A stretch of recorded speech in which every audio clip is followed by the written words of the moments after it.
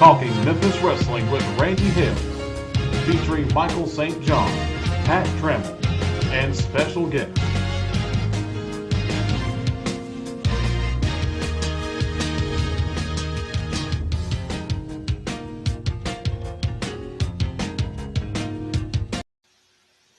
It is the 18th day of October.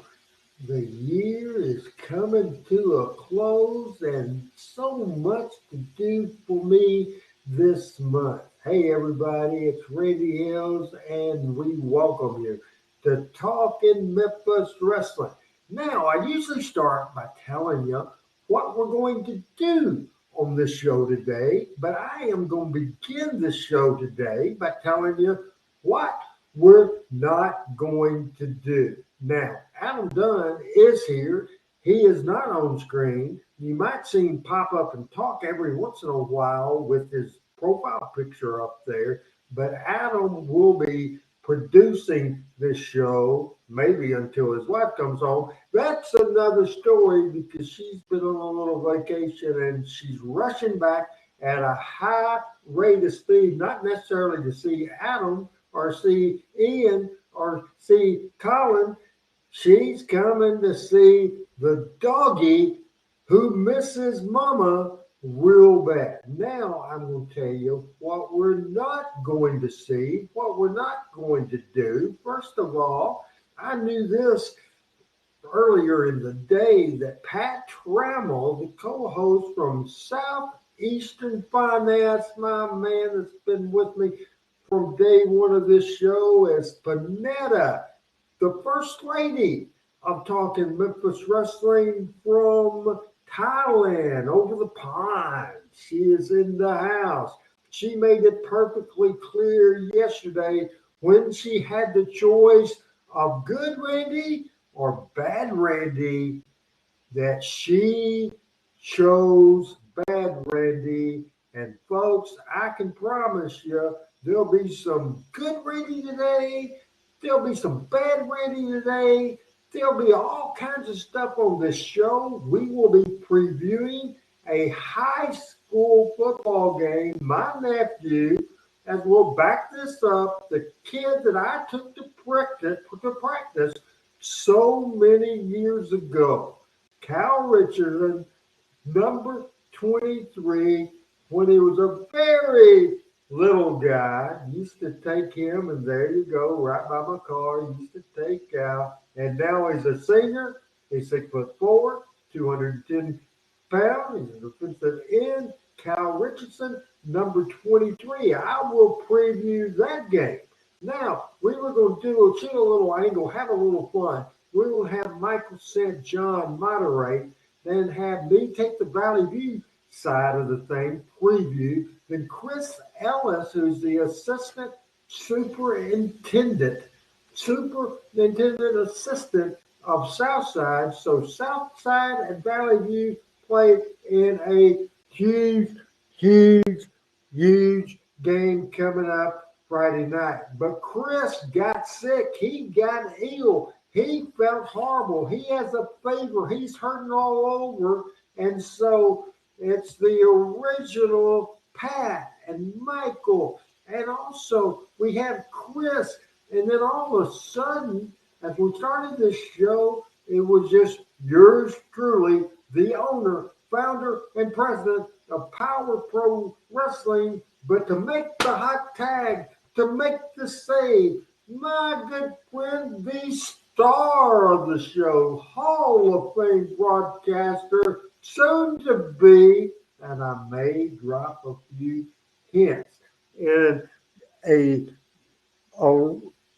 little later on, and I think right now we will bring Michael St. John on the show right now to say hello. What is going on in Alabama, and how much of a shock are you in from the fact that 100,000 people strong, Michael St. John, they were all singing Rocky Top, you'll always be home sweet home to me. Michael's mad at me because Rocky Top, Tennessee. 100,000 people. I was at a barbecue with a friend, Tony's house. Bunch of people there, some wrestling fans. They wanted wrestling stories. I wanted food and conversation. I got it. So let's open up the show with you thoughts on the Tennessee ball game. Oh, what do you have there, Michael? Were you there? My Michael, microphone's off. There we go. There we go. I was there. That was my seats. Hold on. Let me steady the camera here. That was my seats. 61 rows up, midfield on the east side of Tennessee's Neyland Stadium. I'm not mad. In fact, I'm paying off a bet tonight if you're looking at me. all right. I will wear this once in a lifetime. So after this, we may ought to auction it off, Randy, and see if any of our fans would love it. But I'm not surprised. I mean, I'm a football fan first and foremost. I happen to live in Alabama, and we have the network on our radio stations. But I predicted it before the season started. I predicted it last week on Coach's Breakfast. I predicted it on here. It was a great game. It was a great game. Almost didn't get there, though, because for 45 minutes, we were stuck in the catacombs, my wife and I. 45 minutes tight. It was a Who Cincinnati concert kind of thing going on down there. And I've never been in a crowd where I feared for my life. And it wasn't because they were mean, but it was because we were squashed in the catacombs of the east side of Lower Neyland Stadium. And it was a mess. It was a mess. But we got out of it. My wife did get sick. She had the anxiety, the upset of that whole crush thing. She doesn't like to be in tight places, especially with people she doesn't know. And we were into that. About 500 people were crammed into that and couldn't move for 45 minutes. So at halftime, unfortunately, we did have to leave and go back to the Hilton and watch the end of the game on the TVs because she was her stomach was upset, and I wasn't about to leave her alone at the hotel. So, but it's a great game. Congratulations, Tennessee. One thing, Randy, I'll say it right now. You can't have a rivalry when one team dominates for 15 years over the other. That's not a rivalry. Right. That's now true. It's a rivalry again. Right. And it was so exciting, as Tony Edwards says, not a fan of Tennessee, not a fan of Alabama, but he thought that was the best game that he's seen all year. Just the excitement of that son of a gun. And then, of course, did you see, Michael, that because of the fans coming on this field, you know they would. If they're going to win, you absolutely knew they were going. But I've heard that they're going to have to buy new goalposts, plus having the NC2A find them $100,000. Explain That's that. an SEC fine. Okay. That's an actual SEC fine, and it is $100,000 because that's their second infraction in 10 years. They stormed a basketball court and got a $50,000 fine before. The next fine will be $250,000. But what amazed me, they tore down the goalpost, and then the University of Tennessee athletic director started a GoFundMe page to pay for the goalpost, $152,000, and I thought, or maybe it was $52,000, and they raised the money in 3 hours. Now, do you think he did that as a rib or as a screw you to just to everybody? What's your thoughts on that, Michael?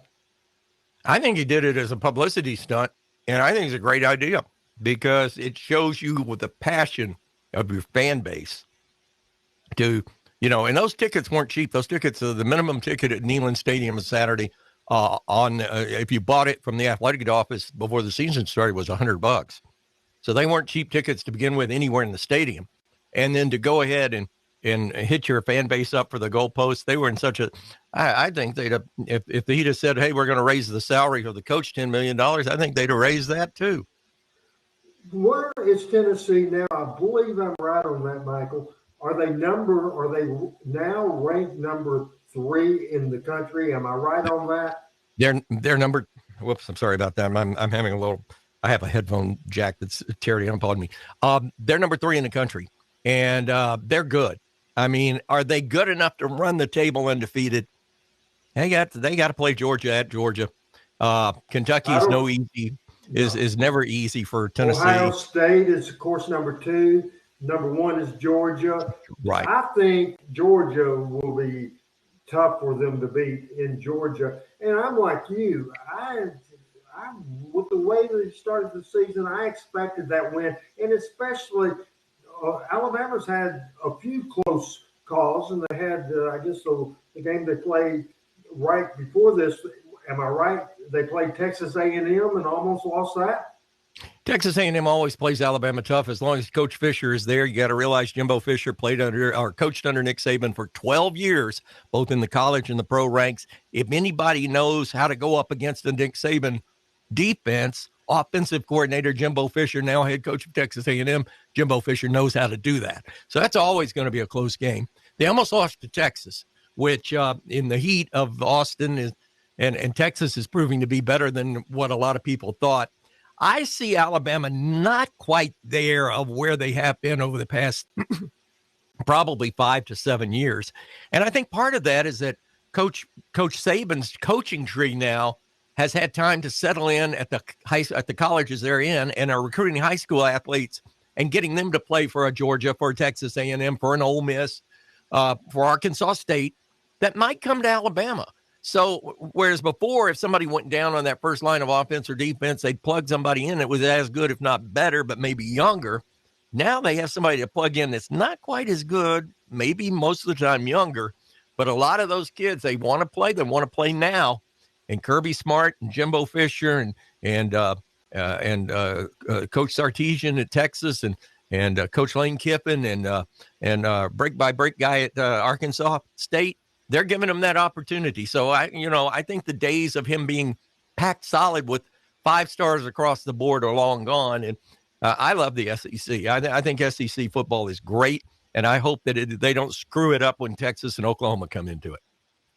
We will get into the wrestling stuff in just a few minutes. Man, I'm telling you right now, expect the unexpected. Absolutely, you'll get that. However, before I get there, a couple of things I want to do. And Michael, at this point in the show, until about 20 minutes ago, I was going to do, and even sent you an email, sent you the information, because there's a big high school game that affects me and a member of the panel, Chris Ellis. Chris Ellis and the Southside Southerners will be coming into Jonesboro to Valley View, the Central Dealership Stadium, Friday night at 7 o'clock, and they will play 6 wins, 1 loss, and winners of the last 6 and undefeated in the conference. Southside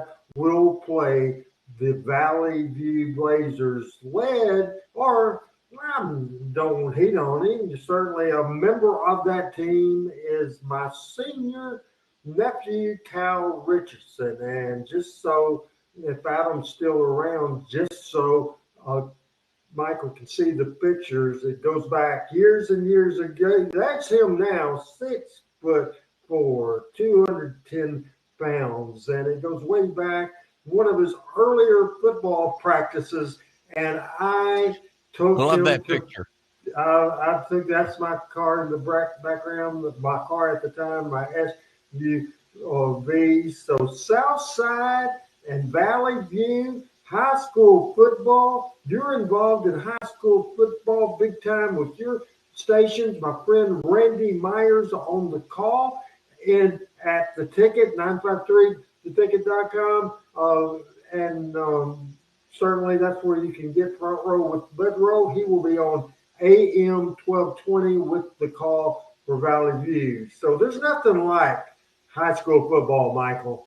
Well, it's the last of the pure sports in football. I will say that right now. And when NIL comes to high school, which it'll eventually come to, it'll mess that up too. But I see that the Valley View Blazers are in 5A action East. They're 4-0 in conference. They've won 6 in a row and are 6-1. The Southerners are in the 5A East bracket also, and they are 4-3, 2-2 in conference. So, and now this game is at Valley View. Is that correct? At Valley View, which is 5 miles from where I am right now. It's not a part of the Jonesboro school system. We have Nettleton schools and Valley View schools, and they live out. And now Randy Myers says Valley View Southside game will be on KBTM 102.3 FM and 12:30 a.m. Not on the ticket. So hey, Al Tuttle, what's going on? So yeah, I kind of corrected myself a little bit, but I know I said the tickets. I'm so used to plugging Wednesday, and let's go ahead and put the picture up there. Every Wednesday at 9:00, you see Randy Myers, Bud Trappell, and at 9:00, Randy Hales. Bud and Randy Monday through Friday there, and this is Bud. Me with the front row shirt and Randy Myers. I'll be there at 9:00 tomorrow. Really looking forward to it. So here's the thing, Michael, is that I believe our first one of our early home games we played one of the toughest teams in the state, and we unfortunately lost that game. Since then, man, we have dominated. We played one of the best teams in the state and win a couple of weeks ago. One of the most exciting finishes. It went to overtime, and finally, they got the ball on the 10. They scored. Then they went to kick the extra point. They missed. We got the ball on the 10 in overtime. We scored, and then we go to kick the extra point, and it went through, and we won the game. Michael, there's just nothing as exciting as high school football, and I love going. I'll be there to see the Southside game. My friend Chris Ellis, if he's not still sick, and he's sicker than a dog, he was supposed to be guest color commentator for the Southside team. And of course, that would be my friend Chris against my friend Randy Myers, who's doing the broadcasting. He's the voice of the Blazers, and I will be for Randy Myers anytime. And Michael, I sent you notes, and I said I was going to start off with this. Now it's not real fair because it's just me saying go Blazers, like the flame, all that stuff. Chris can't defend himself. Weren't you afraid you were going to have to referee today, Michael? Well, you told me that to be prepared, and that's I was prepared. But it looks like now the first game that Valley View had was against Pocahontas, which is one of the top teams in the state of Arkansas, if I'm not mistaken. Isn't that correct? Say that one more time. I was looking at the screen. One more time at me, Michael. The team that beat Valley View early, Pocahontas, is one of the top. We beat Pocahontas. It was, what was it, Randy? Cedar something. Okay. Yeah. Because you got this red, and I thought it was Pocahontas that you lost to. Cedar Heights or Cedar Ridge or something like that. Somebody do a brother a favor. Al Tuttle's in the house now. Miss Lisa Hancock from the front row with Bud Rose. She calls in all the time, and she is a character of all characters. She got real sick. Prayers all out all over Jonesboro. She made a return to the radio today. Everybody prayed, and it helped.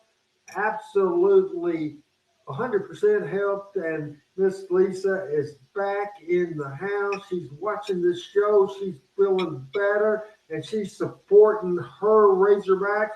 And she came to one Valley View game because I saw her on that front row down there, and her deal on the radio. She said, listen, listen, listen. So I snuck up. I saw her ahead of me. I was on top. She was on the front row. So I snuck down and said, listen, listen. She was there to see a player, Brian Huff, I believe the name, who is trying to be recruited by Arkansas. Valley View beat Pocahontas in a preseason game. Only loss is unbeaten. So it's Harding Academy in official week 1. The Pocahontas game, have you ever heard of week zeros? They do that around here all the time, and I don't understand it, Michael. They start before the actual season starts a week earlier, which makes you play in the middle of August. The only thing, here's my gripe about high school football. I love it. I absolutely love it. But here's my gripe. Quit rushing the calendar. Every sport now. Hell, basketball starting next week. Hockey started a week ago.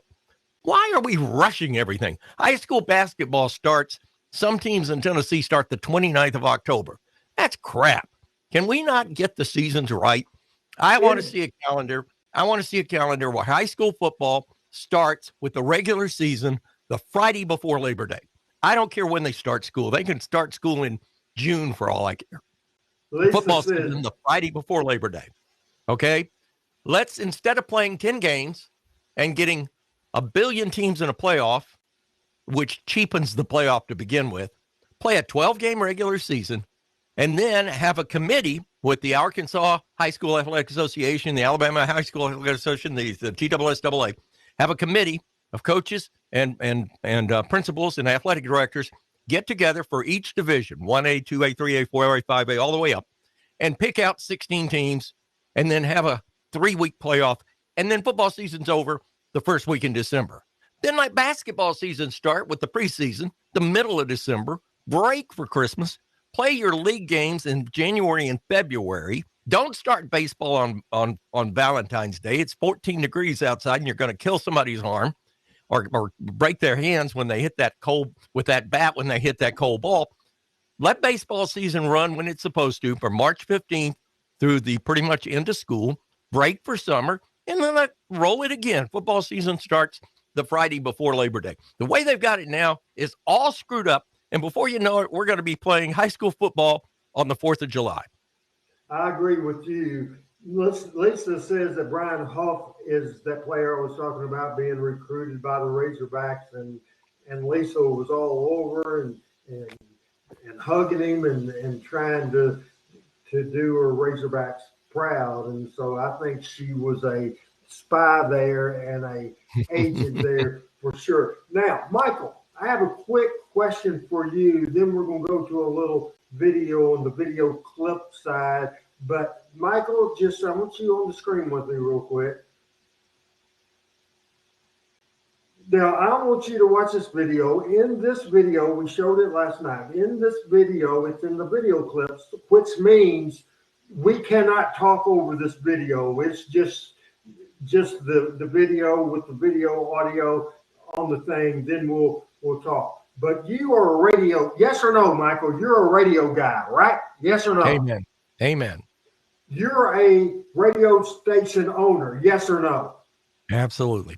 When we come back from this video, if this would have happened to you at your station, you being an owner or programming or a host or whatever, what did you think 5 years ago yesterday at the K-Fine Studios and good old RH was in a bad mood? Let's watch.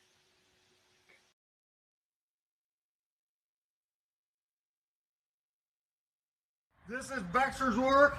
This is K-Fine. That's what I think about Brandon Baxter. He'll be surprised at this. He'll be surprised at this. Where is he? Hey, Baxter! Brandon Baxter, you coward! You coward! You stinking coward! Where's Baxter? Is everybody gone? Are you locked up? Here we go. What are you doing out here? What are you doing? I'm working. Where's Baxter? I don't know where he's at. Hey, you're the guy. Hey, shut up and listen to me. You're the guy, as I was driving from Memphis, said you could walk me 120 pounds. Did you say that? Could you? We can't do you this think here. you could walk me? You know better. We can't do this here. We have to get out of here. Come on, you redneck. You a tough guy. You a tough guy. Are you tough? Are you tough? Are you tough? Do it. All right. Hey, come on. How about you now? There you go. Hey, the plan.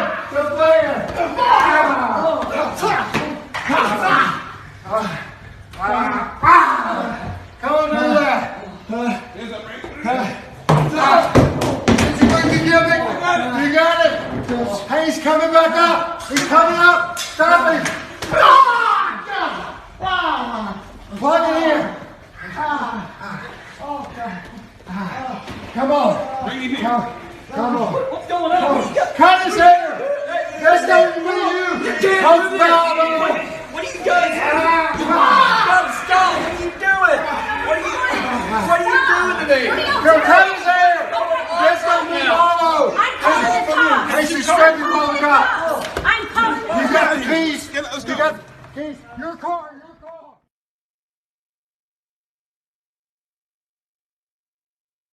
Said John, ORH was in a bad mood. We were setting up in a few days a big match in Jonesboro. It's me and Derek King at the Legends of Memphis Wrestling show against Brandon Baxter and new at the time Arkansas State University basketball coach Mike Bellato. If we won, I was going to shave Coach's head bald. If they won, he was going to shave my head bald. Now, as a radio station owner, Michael, your thoughts? Have you ever seen that before? And what did you think?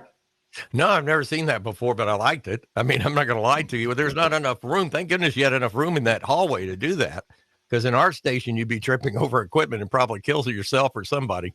But you know, as an owner, if you've been dissed, if you would, by somebody on the air and you're mad, and you know, I understand that. But do I like physical violence inside my building? Absolutely not. I wouldn't stand for it. But I'd have called the cops immediately. But you know, as far as shooting an angle from in there, from that side of the fence, from my non-radio side of the fence, I loved it. That was great. That was a lot of fun, a whole lot of fun. Now, we're going to do all kinds of things. I am going to talk a little bit later on in the show about the Memphis Wrestling fantastic Monday Night Memories in the Memphis Wrestling Hall of Fame. I will talk inside stories about every single Monday Night Memory, every single Memphis Wrestling Hall of Fame, inside stories, the good, the bad, and the ugly, and the current state of the Memphis Wrestling Hall of Fame. So this is wrestling centric, and people will be talking about this show by the end of it, but we have a lot more to do. Now, believe it or not, we're all over the place today, but at this point, believe it or not, I want everybody to heads up, and I want you to listen. I want you to listen as we are going to read my favorite point, The Man in the Arena by Teddy Roosevelt. And hopefully we can get that up on the screen right now. Listen to the words, people. It is not the critic who counts, not the man who points out how the strong man stumbles or where the doer of deeds could have done them better. The credit belongs to the man who is actually in the arena, whose face is marred by dust and sweat and blood, who strives valiantly, who errs, who comes up short again and again and again, who spends himself in a worthy cause, who at best knows in the end the triumph of high achievement, and at the worst, if he fails, at least fails while daring greatly, so that his place shall never be with those cold and timid souls who neither knows victory or defeat. Michael St. John, what does that poem mean to you? I think former President Roosevelt hit the nail on the head. Now, if I'm not mistaken, was he not a wrestler or a boxer, an amateur boxer or a wrestler? I know he was a very, I believe. I think he was a boxer. Yes. Yeah. Absolutely. And I think that's a very, very poignant thing. But I think he's talking about the interaction between the combatants and the fans. and the people that are watching. And I think it's a very poignant. It's not the first time I've heard that. And you did a great job reading that, by the way. I really think that sort of cuts through all the red tape and gets to the heart of the matter. That's a very poignant poem. Now, the other thing I want to do right now, Michael, is I'm going to read something else, because last night on the show, I showed that K-Fine deal. And I was watching Power Pro Wrestling where I was a heel. So I'm asking my audience, hey, Greg, hey, Tony, hey, everybody. I was asking my audience, do you like nice guy Randy, babyface Randy, or bad guy Randy, heel Randy? And almost everybody, especially Panetta, says they liked and they wanted bad guy Randy. So I had somebody that said, hey, bad guy Randy, be bad guy Randy, be bad guy Randy. So I did a little heel stuff on him, kind of making the fun out of how he does his text. And put me something up, Adam. I know we don't have a copy of this, but just so I can look at this. Yeah, I got this morning, and it is crazy. And I won't tell the person's name, but I'm going to read this exactly how he wrote it. And it says, what, period, you, period, said, period, about, period, me, period, I, period, was, period, not, period, brought up, period, that, period, way, period, you, period, are, period, very rude, but spelled it V-A-R-Y, rude, period, so, period, I, period, will, period, block, period, you, I, period, will, period, not, period, wax, period, you, show, period, any, period, more, period, you, full. So I wrote back, F-U-C-K, period, Y-O-U, period, then your, period, block, period, and then before he had a chance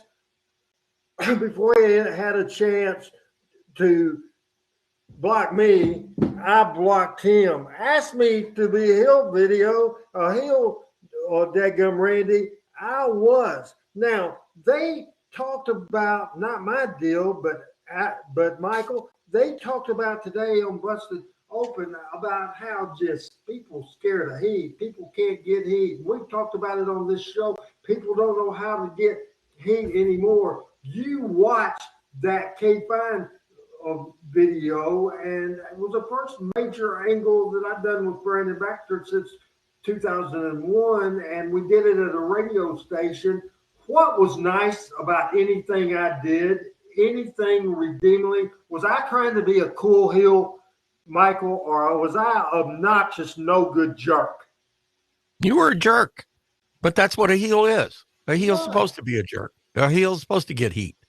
I don't understand I've watched some wrestling since last week, and the lines are blurred. I don't get AEW at all. I don't even get a lot of what WWE is doing. They bring back a character. That's Adrian Adonis's son, is it not? The guy that the Fiend. No, that's Mike Rotundo's Mike son. Rotundo's son. Okay, myself. IRS. Yeah. Okay, so it's Rotundo's kid. Played football at Troy University here in Alabama, and the guy is one of the best character actors or character figures that wrestling has today, in my opinion, because he lives his character. When he was the guy with the lantern and whether you like the whole deal of that, for me, I sort of thought it was pretty swamp witch kind of oriented from, the swamps of Louisiana or Mississippi. And you get people like that down in that area. And so I didn't mind the characterization. I didn't mind the angle. But then they bring him back, and then they turn around, and the next time you see him, he's basically apologizing to the fans for being a drug addict and then blowing his career off, and then now getting a second chance. And now even if they make him a heel or a baby face or whatever, He's not going to have the heat. He's not going to have that character of passion that was there before. I just don't get it. I don't get it either. I absolutely don't get it. I did watch that impressive return he did at the pay-per-view. Then I watched his interview on the following SmackDown. But how does that lead to money? That's what I don't understand. I don't understand it at all. What the world needs now is heat. Sweet heat. Heat. Amen. Sweet heat. Hey, sure. Randy, I'm not going to interrupt, but I'm going to interrupt because now last week after the show, they showed the Tales from the Territories on the Andy Kaufman thing. And I thought they did a great job on it. I'll be honest with you. I thought they did a masterful job of telling that story. And again, they've got another one tonight. I believe this one is out of the Midwest, one of the Midwest territories. AWA. Let me interrupt. AWA and Bully Ray and LaGreca had Greg Gagne on the show today to preview tonight. So at 9 o'clock tonight, and let's see what time it is, and we'll try to get people out of here in time for that. But yeah, go ahead, Michael, because I wasn't able to watch it last week. So I did watch the thing that was up on that Vice put up on YouTube, because they did a lot of interviews that didn't make the show. So I don't know if you've seen it or not, but I have not. They did, it's on YouTube, put out by Vice, but Jim Cornette, and they used Cornette's pictures and a lot of the video Cornette gave them, and he was the manager taking the picture of that. He was a photographer taking the picture of that thing. So if you can find that Cornette on the Jim Cornette channel on YouTube and watch that, you need to, because that I thought was one of Cornette, unless he's doing a political rant or a anti-modern wrestling rant that gets too much. But it's historical stuff. There's nobody better. And talking about that, you need to find that as soon as this show goes off the air. And we also need Adam and Michael to be sure everybody knows on Vice TV, it's the AWA. Hey, we got opposition today. We got AEW because of the ball game tomorrow. It's on television right now. We got NXT on TV, but we're not going to worry about that. We're going to try to be off the air if possible in time for Vice. If not, we just won't make it at all. Right now, we're going to bring back a segment we hadn't done in a long time. Hold on one second, Randy. Before we I just want to real quickly make a comment. The reason I brought up the Kaufman thing is you were talking about heat. You showed that video that you got good heat. That was good heat. The whole Kaufman angle was heat after heat after heat, which is why it's still being talked about 40 years after it happened. Yeah, it's just amazing. And, gone are the days, Michael, where you had the promoter or the bookers, even the boys saying, without heat, you don't draw. Do you think those words are ever uttered? I'm serious here, Michael. Do you think anybody in the WWE office are the boys, AEW office are the boys? Do you think there's anybody in wrestling that think about saying, hey, if we don't have heat, we don't draw? Do they even think like that anymore, Michael? Because it didn't look like they do. I think it's gotten lost in the priorities. Their priority is selling themselves, A, selling the brand, B, doing their own thing, C. I mean, right on down the line, I think heat is probably number 8 or 9 now. And I know back in the days, and I'll give credit to Jerry Lawler and Jerry Jarrett and to Nick Goulas and to Roy Welch all the way back in those days, to Sam Munchnick, to all the great promoters, Bob Geigel, all of the great promoters, even Vince McMahon Sr. Heat drew money. The Sheik, who, and I've often talked about my friendship with the Sheik when he was down in this area. But that was heat. And he rode my car. And I remember him saying, if he said it once, he said it 100 times, red means green. And heat is, and when you bust open a baby face on TV or on a platform where people are watching, that is supposed to draw a passion. That is supposed to draw empathy. That's supposed to draw people that are feeling sorry for that guy and want that guy to get back and get even, or that girl to get back and get even. That ain't the wrestling game anymore. I don't know what has happened. I don't know why it's happened. Maybe it's the banks and the big wigs and the stock markets and all that that's interrupted what the great sport was. But this was a great, great sport. And right now, there is very little passion that I follow, and many people that I talk to, there is very little passion for people that follow professional wrestling today in any arena or on any platform that it is presented. Very, it's just exciting. I mean, even though we get frustrated, there's a lot going on wrestling wise, and we're going to spend about 3 minutes on this next segment. Is all we have because we have so much to do. We're going to bring back Blast from the Past, and we want to talk about these cards real quick. The Jonesboro card from October the 4th, 1975. Folks, this is a complete card, and we will hopefully have that newspaper ad up there. The opening match of the night on Saturday night, October the 4th, 1975. The opening match was David Schultz against Superstar Bill Dundee. The second match of the card, 2 out of 3 falls. Eddie Marlin, Don Green against the Golden Hawks. The main event of the evening was the Mongolian Stomper against Bob Armstrong. 3-match card. King of Sports, look at the old-time Jonesboro ad. Your thought in less than a minute on this Blast from the Past, Michael St. John. Look at those prices for tickets if you want a Blast from the Past. That's amazing. And it's 3 matches, and I would probably say 2 out of the 3 matches were 2 out of 3 falls. Hey, I can't see them. Read the prices to me. It looks like $3, $1.75, and $1.25, I believe, is what it is. Absolutely amazing. A lot of talent on that card. There's no doubt about it. I'd have paid $3. Who were the Golden Hawks? Say that again. Who were the Golden Hawks? I don't, I was just a kid back then. I have no idea. I don't know. Idea. Never worked with them, so I don't know. No, and you know how they did then. I mean, they might have been short 2 heels and just put somebody on the card. But the main event, a great main event for Jonesboro with the Mongolian Stomper and Bob Armstrong, who has drawn money all over the country. Now we're going to do a follow-up to a situation we talked about when we talked about the 70s. And we'll start with the Memphis card for Monday, October the 4th, 1971. 3 matches on that card, Michael. Maybe all 3 matches were 2 out of 3 falls. Monday, October 4th, 1971. Jackie Fargo and Eddie Marlin in the opening match against Sputnik Monroe and Norvell Austin.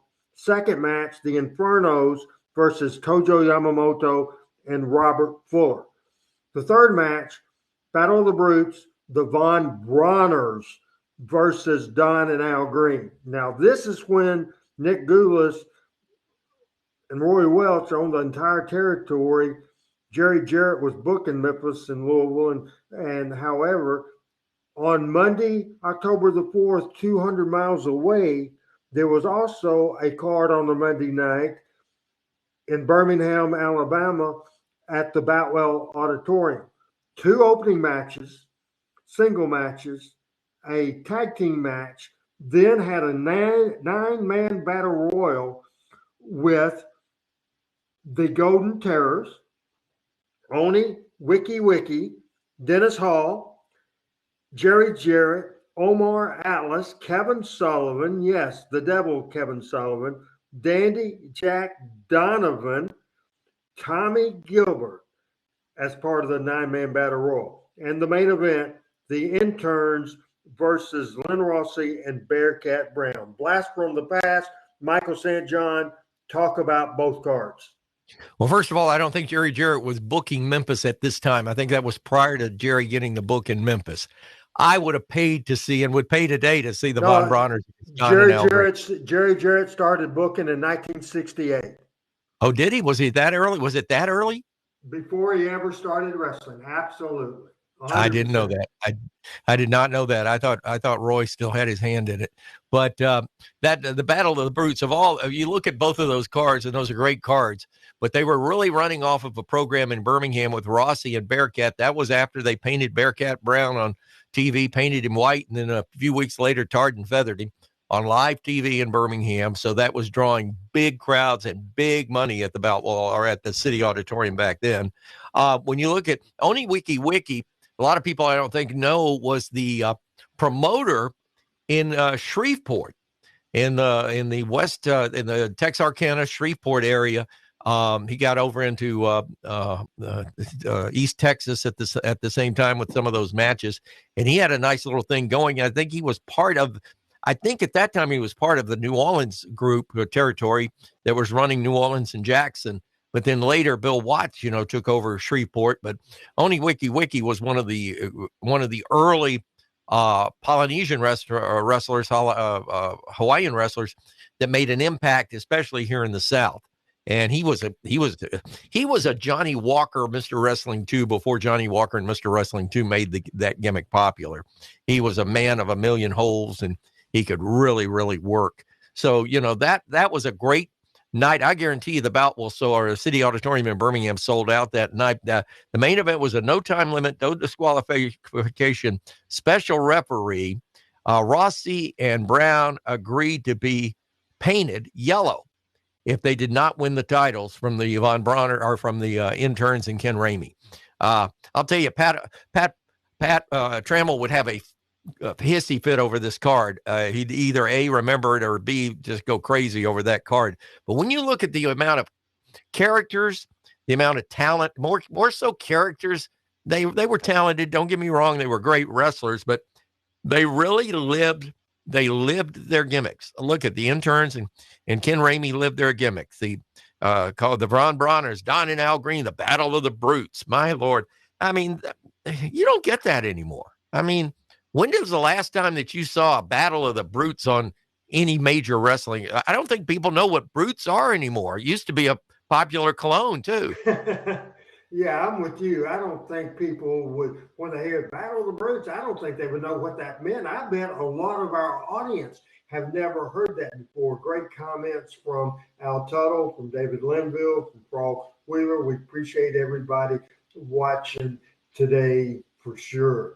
Now, we are going to switch gears, and for the remaining part of the show, I will talk about, and I don't need to look at notes right this second at all. I just need to tell you, the thing that put me on the map promotion-wise, there's no doubt in the world, because it was my baby, and I want to set the title, 1993. I had been gone since 1989, was one of the problems, just stressed out, and the Texas thing was starting, and I wasn't real happy with Jerry Jarrett and a lot of things going on, and I felt that a lot was being put into Texas, and I was left with not the greatest situation here in Memphis, got frustrated, and ended up leaving, and I was gone for a long time. However, Jerry Jarrett got a job as a consultant for and a part of the office management in the WWF, so he went away. And then for a few weeks, Jeff Jarrett took the book back over, and Jeff asked me to help him a little bit, and so I did do that. And just a few weeks after that, Lawler took back because Jeff got the WWF job, and he went away. So Jerry Jarrett was gone. Jeff Jarrett was gone. Jerry Lawler was booking, but he would certainly be at most TVs, but not all. He would be at most Mid-South Coliseums, but that's not all. That's before he started going every single Monday night. That's when they used to tape 3 or 4 at a time, but that seemed changed. But anyway, business was bad. Jarrett was gone. The other Jarrett was gone. Lawler was not a focal point. So we had to regroup, and business was real bad. So I came up with the idea. Again, the idea that put me on the map. March the 7th, 1994, Monday Night Memories. Because it was my thinking was, man, we got to get something. We got to go back to the history books. We got to go back tradition. We got to bring wrestling back and get the people excited about Memphis, Tennessee again. So we went out and I put a plan on paper and presented to Lawler, who was the booker, but Lawler said, Randy, yeah, see what you can get done, the talent you can get done, and you do everything. Book the TV, handle the building, do everything, get the talent, do everything. So we put the card together, and we got it together, and we got it going. And I thought I did one thing that put us over the top, and Jerry Lawler did something else to put us over the top. The thing I did was, for the first time in 5 years, I went and met with Lance Russell. Now, Lance had quit to go to Georgia. Bad feelings between Jerry Jarrett and him in 1988, something around that time. And Lance went to Georgia, and Jerry Jarrett was mad at him, and Lance was mad. It was a mutual thing for sure, 100%, very bad feelings. So I went to talk to Lance, and it was a work in progress. It was pretty much me going and begging and pleading and that sort of thing. And Lance, his wife, Audrey, was a part of that discussion. I don't want you to have, and I said, listen, Lance, I promise you this, Jerry Jarrett's gone. He's in New York. He hadn't been at the Coliseum in 6 months. You won't have to deal with him. You just have to deal with me and Lawler. I promise you 100%. He called Lawler, talked to Lawler, or I had Lawler call Lance, and that's the deal. I had Lawler call Lance. Folks, you won't hear this anywhere else. Lawler called Lance, and he said the same thing. Hey, Lance, said no problem at all. Jerry Jarrett will not be here. So Lance came and did the TV. And then what happened? Jerry Jarrett called Jerry Lawler, and he said, I'm hot at Randy Hill. And Lawler said, hot at Randy? Why? He said, he booked this legend show, and he didn't book me. He was mad that he wasn't booked. Lawler couldn't tell Jarrett, said, well, Lance Russell's wouldn't have made the town if he knew you were anywhere around. Lawler didn't say that. He said, well, you work in New York, and neither one of us, Lawler told him, said, neither one of us had any idea that you could get off and come make that show. And Jerry said, well, I'm coming. So Lawler called me, told him, I said, oh, no, we're going to lose Lance. We'd already got him for that TV. But for Monday, I was worried because I knew that we couldn't let Lance come to the Coliseum thinking Jerry Jarrett's not going to be there. Then he was there. Where's my credibility? None. Gone. But I didn't want to make that conversation to Lance. So Lawler called Lance, explained it, smoothed it out, and it all happened. We'll go over that TV that weekend. I'll tell one more story about that. So on a Saturday, March the 5th, we did the TV. Pretty much, Randy West put together a fantastic video with Jimmy Hart's song, Monday Night Memories. We played 100 times. Randy did a great job with these video segments to preview 4 or 5 weeks in a row. That was absolutely fantastic. He so great of a job with the video editing and that sort of thing. We brought Jimmy Valiant to TV.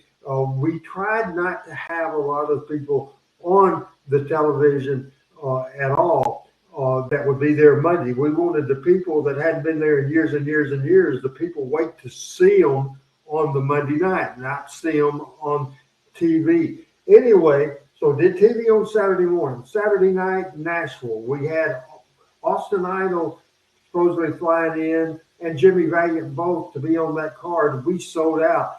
Valiant was there. Idol said, hey, I can't make I called in and said, I'm sorry, I can't make Nashville and I can't make Louisville, but I'll be there Monday.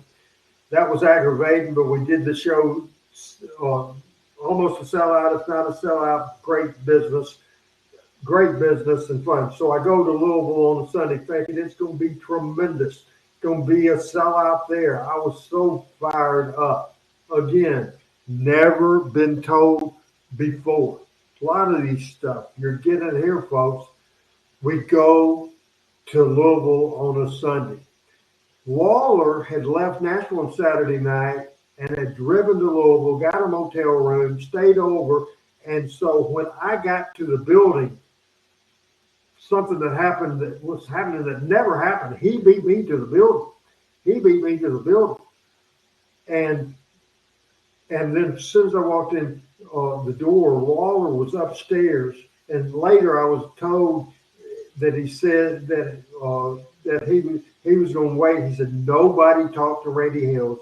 Nobody. He said, as soon as he walks in, I'm going to take him aside. He said, I've got to tell him this news because he's not going to handle it good. And I want to do it. So I come in, hey, everybody, we knew we were going to have a sellout. Hey, everybody. And so he said, Randy, let me talk to you a minute, man. And he small talk. And he said, man, you fired up about it last night? Yeah, man, so fired up about it today. And he actually put his arms around my shoulder. He says, Randy, he said, this is not your fault. Don't be stressed about it. Don't make yourself sick. This is not your fault.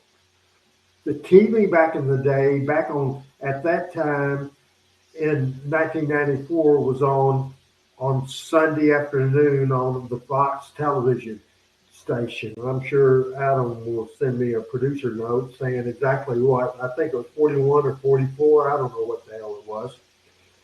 But Waller said, I don't know what happened.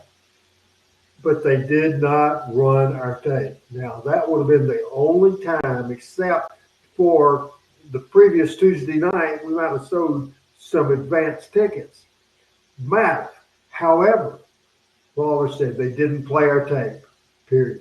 The tape did not air. So the house was disastrous. Now, we did plug it Tuesday night and had some advance tickets and plugged it in-house. So it wasn't like we didn't do nothing. And they knew we were on an off night. But real quick, with so much to unpack here, your buddy Conrad's favorite thing to say, thoughts on anything you hadn't heard before, thoughts on any stories before we go back to the very first Monday Night Memories. And we have some video to show to Michael real quick, some thoughts. Well, I was out of the area. I was living in Los Angeles when all this was happening, so I was not aware. There were a couple of cases I know in different towns that the radio or the bicycle tape would get preempted by either a breaking news story or a major sporting event or something like that. So, and I believe, if I'm not mistaken, your TV at that time was on channel 27 and channel 41 in Louisville. I think you were on two channels, if I remember correctly. A channel in Louisville? In Louisville, yeah. Now, I don't know. I know you were on 27 when I was doing the inserts with Randy West for a long time, and then it went over to channel 4 or channel 41. But at one time we were on Wave 3 up there on TV. Many years. That's what built the town. Wave 3 is what built the town. Now, during this era, absolutely, we were just on 41. They had moved it to Sunday. So that was our only shot of it, Michael. Can you imagine being around me that night? Can you imagine that at all? That's sort of crushing when that happens, without a doubt. But again, it wasn't your fault. Oh, no, but, it was my ass on the line. I'm committed to all that money, flying people in, and there was people around.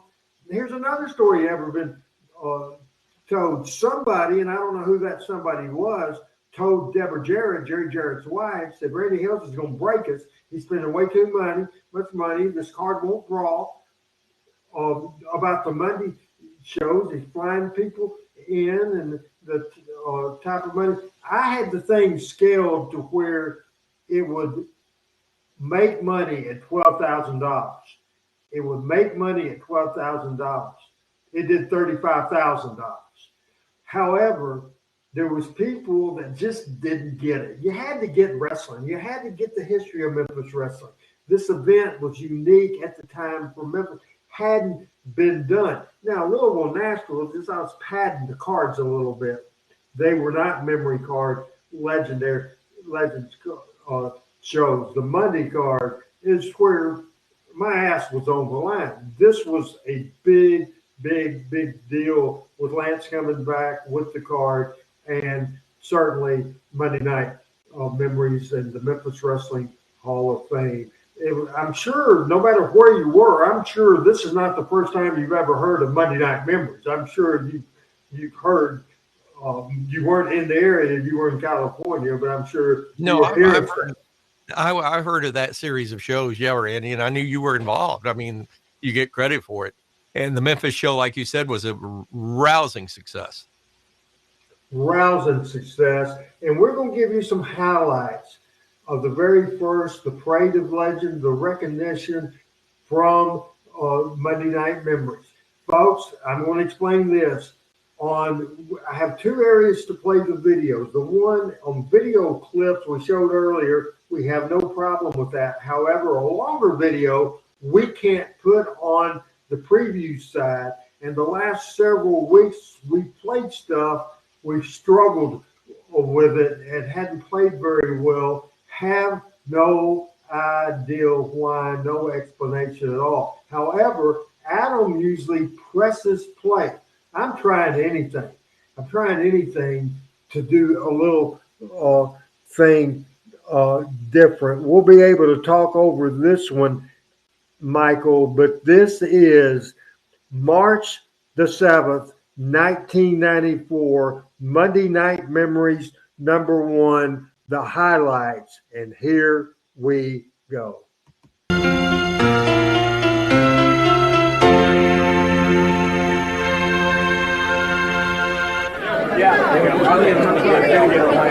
I got to say, I miss you.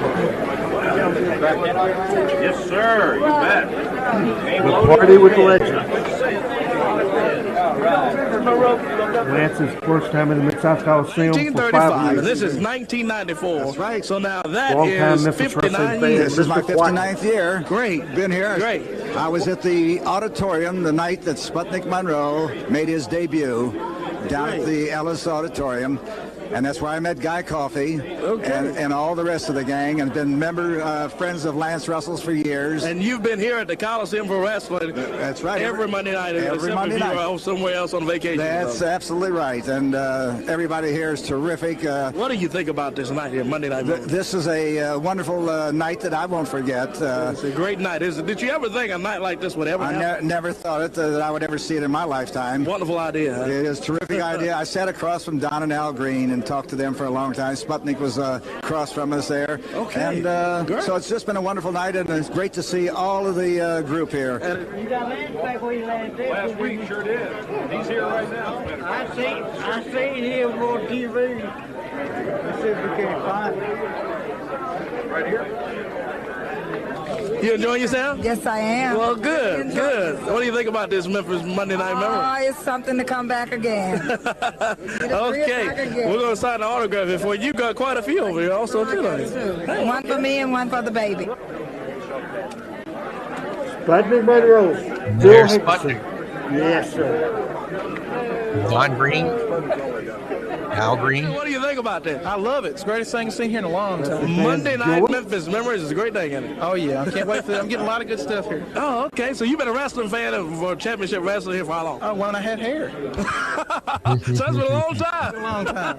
Who's your favorite? If you had to pick one of your favorite legends, who would it be? I guess a tie. I got to go between Terry Funk and Phil Hickerson.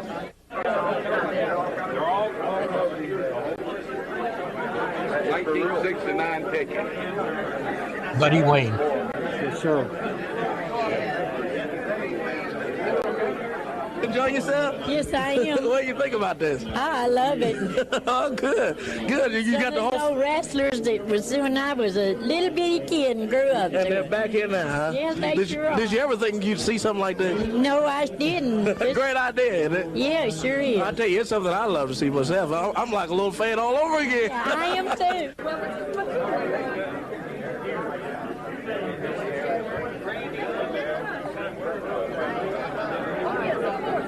You enjoying yourself? Great. Well, good. That's What do you think Mr. about this? Quadnick, who opened up the It's pretty segment, nice out there, huh? his wife. Yeah, thanks. Who is your favorite legend? I know you got so many, Ms. Myers. You've been supporting wrestling. Okay.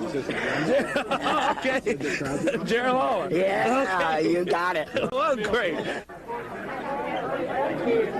Identify, Michael.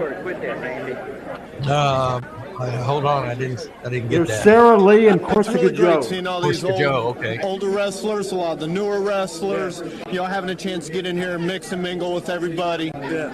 It's something to remember. Yeah.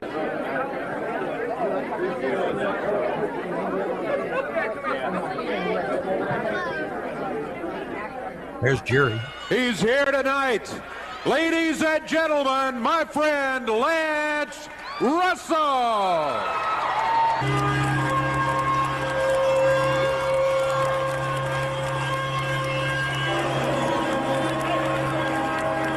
Oh, he's the last evening, time you ladies heard and people gentlemen. pop What a in and out. delight to be down here with this crowd. You've seen a lot, but really you haven't seen anything yet, as we've got a great night of recognition of some of the greats that have been right through these portals many, many times. And so we are going to right now try to pay recognition to some of the people who have been so helpful in making Memphis the #1 wrestling city in America. We want to recognize these people and let you have an opportunity to show your appreciation for the contributions, Dave. We got a good list of them, and let's get going. Starting off with a gentleman who was a longtime manager of the auditorium in Cook Convention Center. Additionally, he was a member of the Athletic Commission. He was also a USWA representative and a guy who has worked as hard as anybody we know in this entire city. Talking about Mr. Guy Coffey. Guy, come on out here.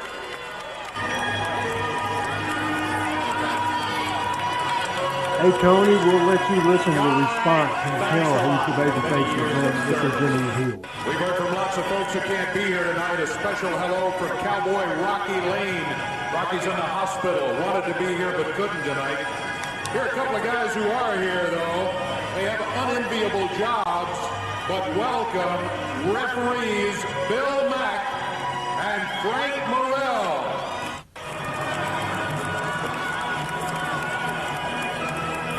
Bill, Frank Morrell. Here's a wrestler that I think most of you know. He started out, he was wrestling as Dwayne Peel. He then became a partner of Bob Ramstead and was a longtime star holding the World Tag Titles with Bob. A current promoter for the USWA, Buddy Wayne. Buddy, get on. The week before, the Mid-South Coliseum for the regular Monday show drew 800 people. This event did almost 9,000 You people. probably do not know, but let me tell you a little bit about her. She's worked behind the scenes. Back, she worked in the office when Watch Nick this, Lewis Michael. and Roy Welch were promoting Memphis wrestling. And she's been a big part of the success of Memphis wrestling over the years. She's the mother of Jerry Jarrett, longtime part owner of Jarrett Promotions, and a really hard-working lady, Christine Jarrett.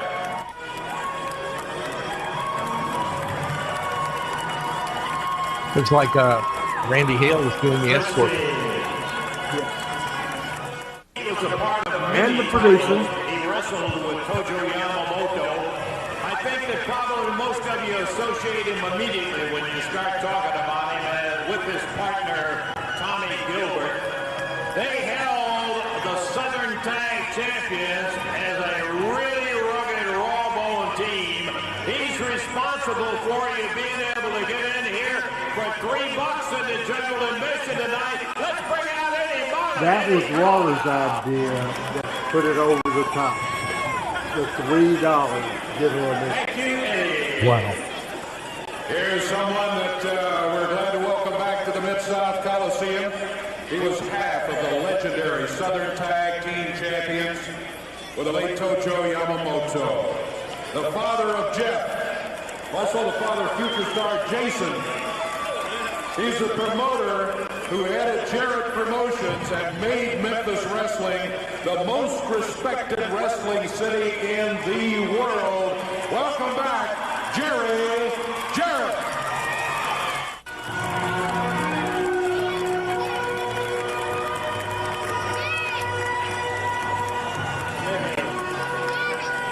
Handshake, that's nice. Our next legend is indeed that. You knew him as one of the toughest guys pound for pound around. He makes Memphis, Tennessee his home. And let me tell you, when you tried to get this guy and take him off his feet and go to the mat, it was like trying to pull an oak tree with your fingernails. We were recognizing the legend on this segment. These are not Hall of Fame members. We will see the Hall of Fame ceremony in a few minutes. This is recognition and the parade of legends. Co-holder of the Southern Tag Team titles for a mighty long time with Eddie Marlin. He's the father of Eddie. Listen to the response here. Here is Tommy Gilbert. He was the only one booed because his sons had heat. Here's a lady who was one of the very first residents of Memphis who had stars in her eyes, had the determination to live up and face the things she had to do to become an international star. She is living back in Memphis, Tennessee now. I would like for you to welcome out lady wrestler Sylvia Hackney. Sylvia, come on down here.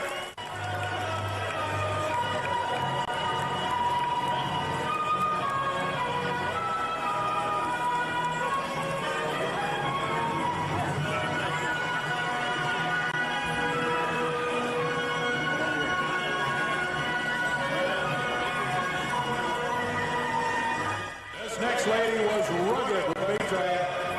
She was tough. Later on, she became a favorite of wrestling fans all around the area, and now nobody doesn't like Sarah Lee.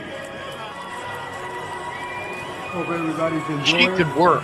Yeah, I mean, she could work. I saw a match. I remember a match for her and Cora Combs. It was just over the top back in those days. If I said Joe and Gene, I think most of you would know. Believe me, here was another one of those guys nobody liked to get entangled with. Let's bring out right now of the brother team of Joe and Gene, Corsica Joe. Who was the husband of Sarah Lee? Corsica Joe is married to Sarah No, Lee. David. Sarah Lee was not Robert Flores Valet. That was Sylvia. When it comes to tough tag teams Hey, will Mike. do anything. And remember, Corsica Jean was Gypsy Joe. Matches. Yes. How about this guy with Yes, I forgot. This guy with Dennis Condrey from Jackson, Tennessee. He also teamed with Frank Morrell. Here is Phil Hickerson.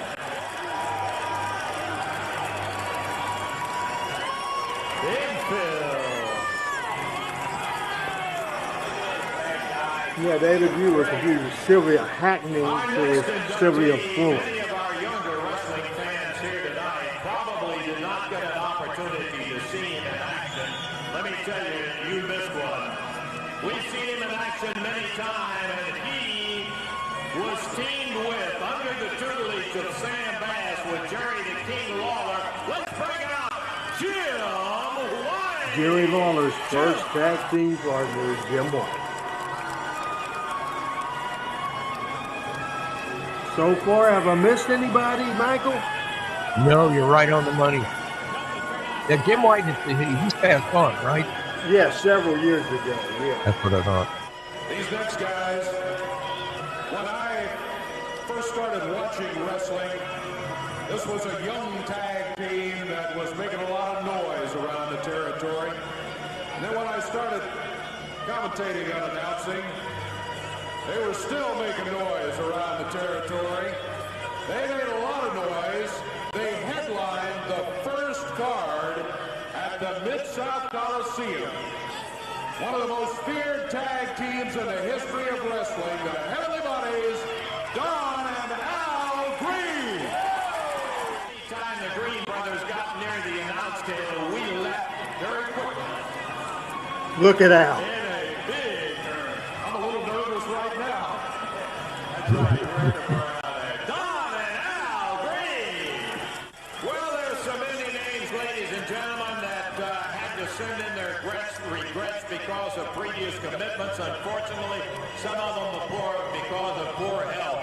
But one guy that we're delighted to bring in here is a fellow that set Memphis on its ear.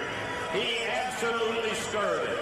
Participated in one of the biggest crowds for an athletic event outside of a football match that has ever been done in the city of Memphis, in Westwood Park. That tells a lot of you older fans who I'm talking about. There isn't but one, the Diamond Ring and Cadillac Man.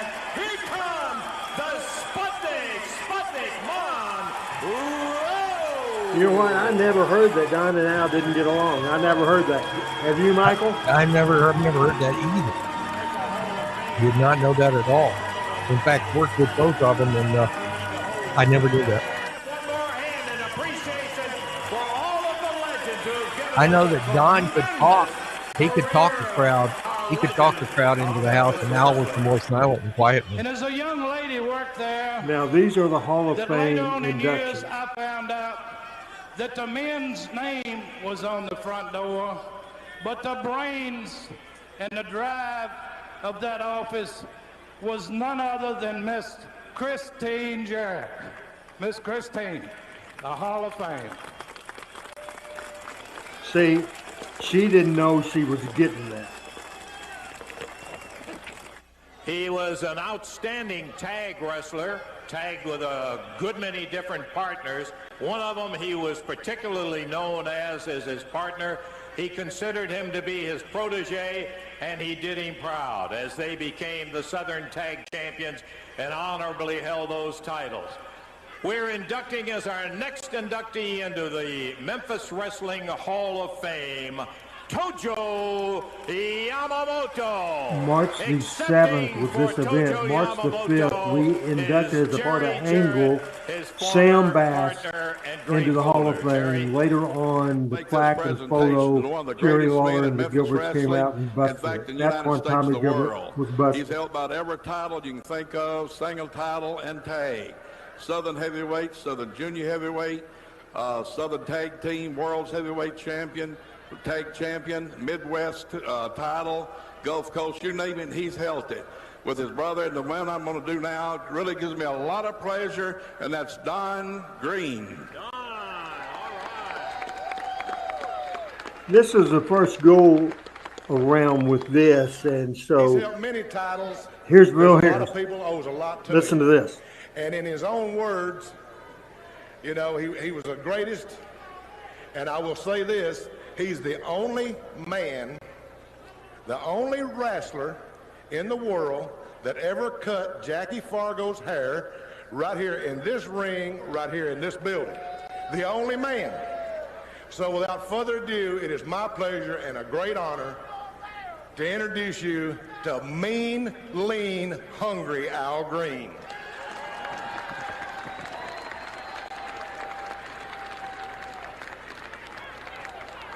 And I also believe that Memphis, Tennessee is the home of rock and roll wrestling, and some of the greatest wrestlers that have ever been have come out of this city, and they're still coming through here. And I believe there's one man here tonight that had a lot to do with that, and it's my pleasure to induct Mr. Sputnik Monroe into the Wrestlers Hall of Fame. Congratulations there, Mr. Monroe.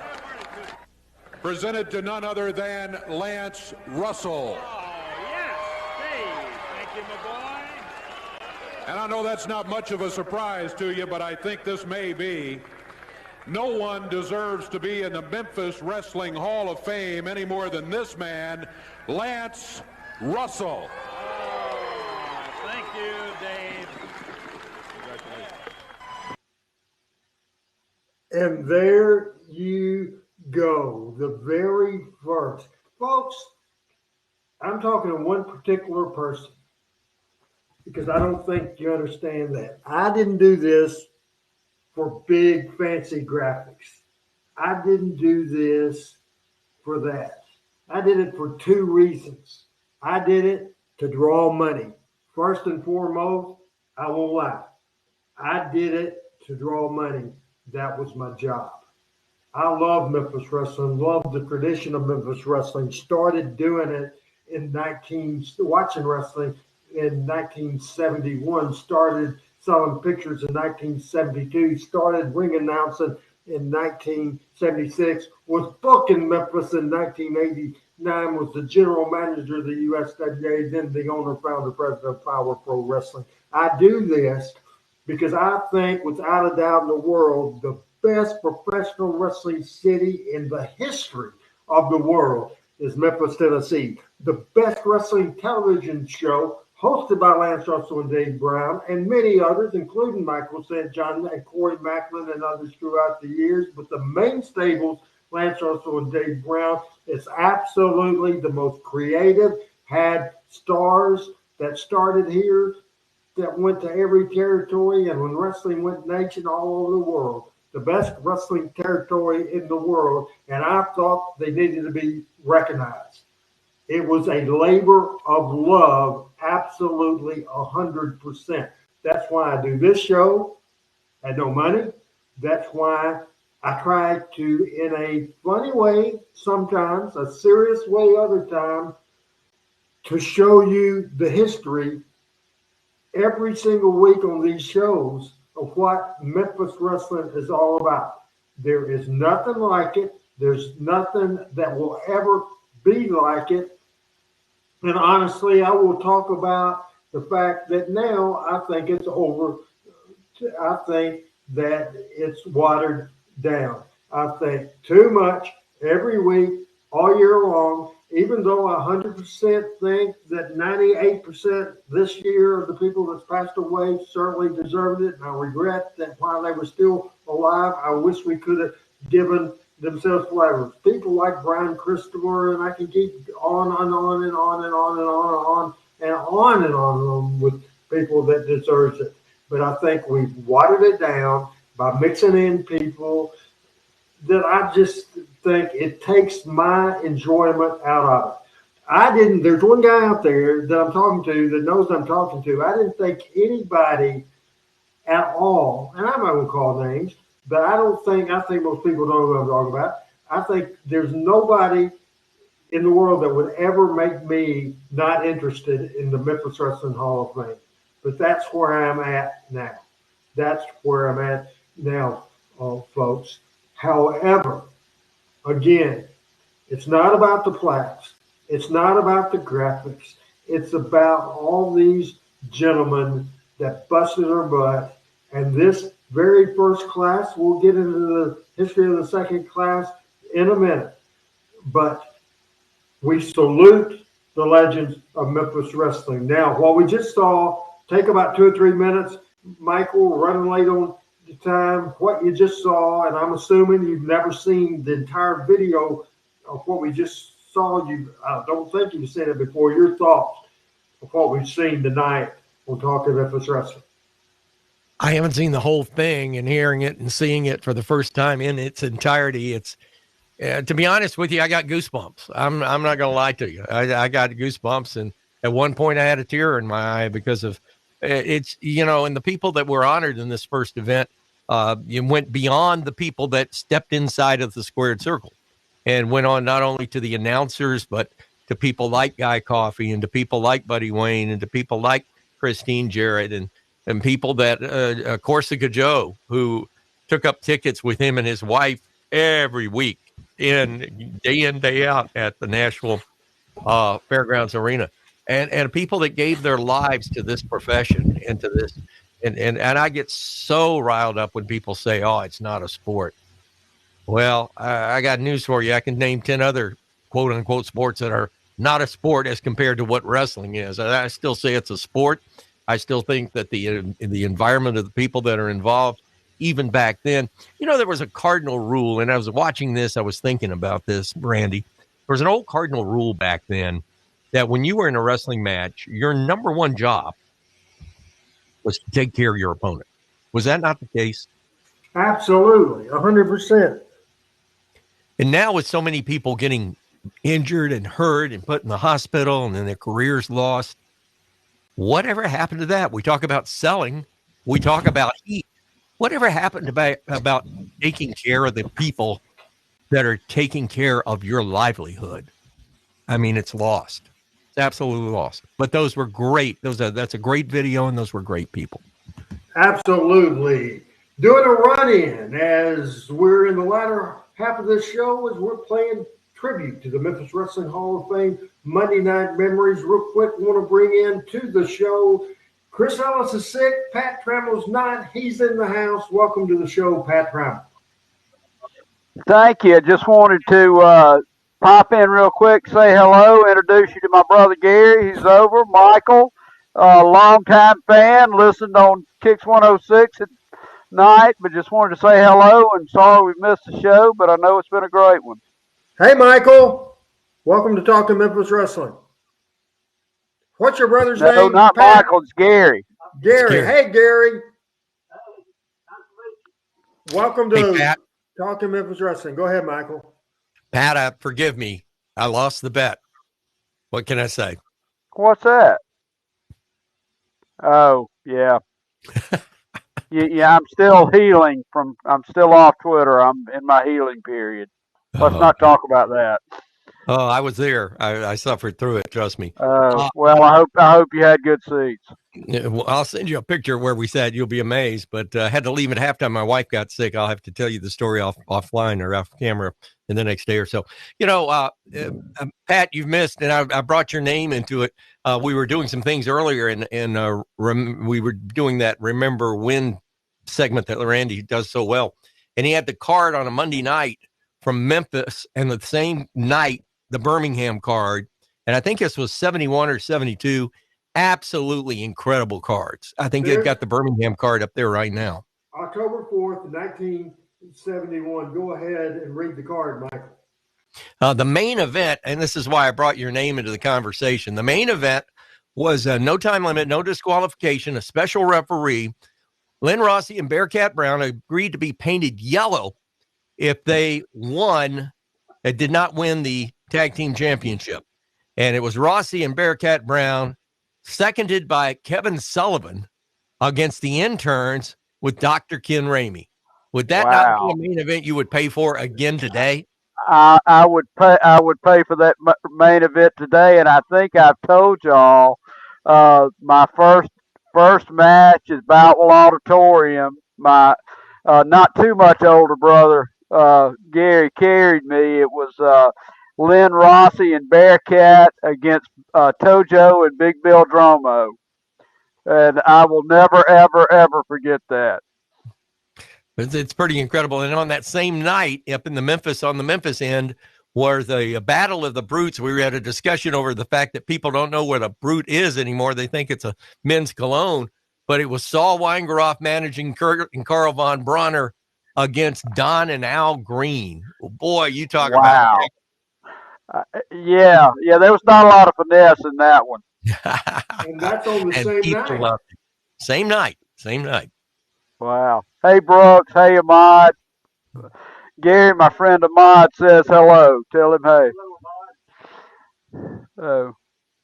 Panetta, tell Gary that we have someone watching from Thailand that says hello. Paniti is with us every week. She's from Thailand, and we're international. Thanks to our friend, the first lady of Talking Memphis Wrestling. Oh, absolutely. And by the way, last week on my birthday, she was one of the first people, I guess at the time zone thing, she was one of the first people that wished me a happy birthday last Thursday. I was thrilled at that. The first thing I did is showed it to Melanie. I said, look at this, an international happy birthday. So again, Paniti, thank you so much. It was very kind. Hello. How does 38 feel? 38 plus.